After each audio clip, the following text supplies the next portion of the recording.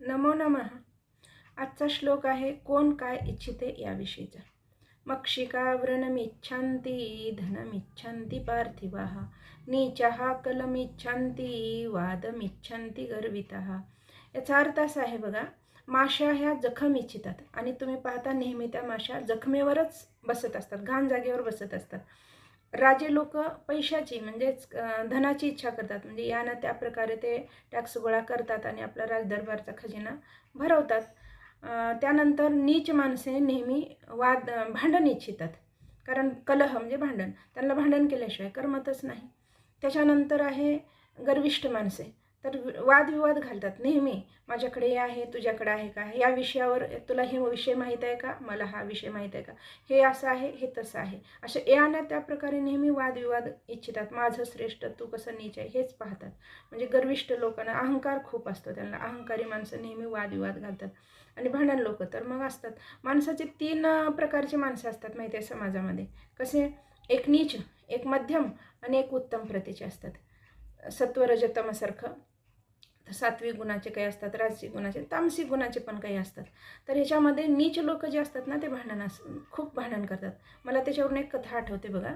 एक गंगूबाई नावाची एक अत्यंत भांडकुदळी बाई होती. तर ती भांडण केल्याशिवाय तिला अक्षरशः जेवणच गोड लागत नव्हतं, इतकी तिची भांडणाची सवय होती. तर एकदा तिला भांडायला कोणीच आलं नाही. तर काय झालं माहिती आहे? तर तिने अक्षरशः एका दिवशी सुपामध्ये दही ठेवलं आणि ती दही सूप घेऊन ती बाहेर आली. खेड्यामध्ये ओटा असतो बघा बाहेरच्या बाजूला, आणि त्या ओट्यावर ठेवली आणि मध्ये जाऊन लपून बसली.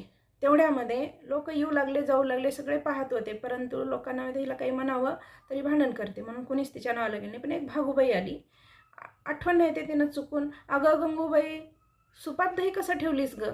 बस एवढा शब्द तिनं ऐकला आणि पत्तर खोचली, पदराला खोचून लगेच बाहेर टाणकन उडी मारून बाहेर आली. तू माझ्या दह्याकडं का बघितलीस सांग?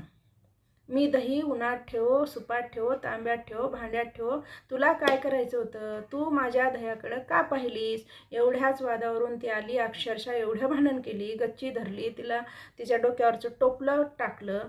इतकं भांडण वाढलं की ती नाही म्हणते पण ही ऐकायला तयार नाही. अक्षरशः शेवटी लोकांनी ते भांडण मिटवलं आणि गंगूबाई सूप घेतली, घरात गेली आणि मस्त शांत चित्तानं जेवण केली. खरंच असतात ना अशी लोक. मग ते परिवार असो किंवा समाज असो किंवा राष्ट्र असो, आपण पाहतो जगामध्ये हेच चाललेलं आहे. विनाकारणही छोट्या छोट्या गोष्टीने लोक भांडण करतात. भांडण केल्याशिवाय त्यांना करमत नाही, कुरबुऱ्या खोड्या करतच असतात. हेच आपल्याला मानावं लागेल किंवा हेच सत्य आहे. धन्यवाद.